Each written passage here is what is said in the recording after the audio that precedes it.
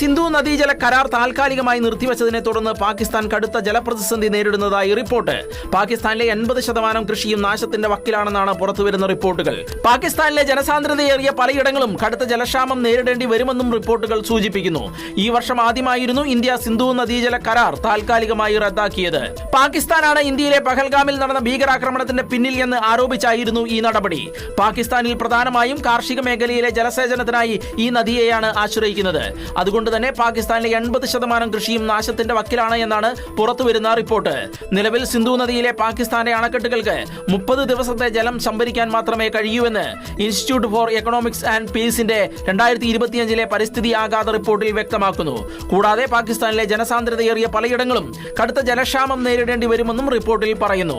സിന്ധു നദീജല കരാർ ഇന്ത്യ മരവിപ്പിച്ചതിന്റെ ഫലമായി പാകിസ്ഥാനിലെ പഞ്ചാബ് പ്രവിശ്യയിൽ ജലക്ഷാമം രൂക്ഷമാണെന്ന വാർത്ത നേരത്തെ പുറത്തു വന്നിരുന്നു. ഏഷ്യയിലെ 2 രാജ്യങ്ങൾ തമ്മിലുള്ള ഏക അതിർത്തി കടന്നുള്ള ജലപങ്കിടൽ കരാറാണ് സിന്ധു നദീജല കരാർ. 1960 സെപ്റ്റംബർ 19 ഇന്ത്യയും പാകിസ്ഥാനും തമ്മിൽ സിന്ധു നദീജല കരാർ ഒപ്പുവെക്കുന്നത്.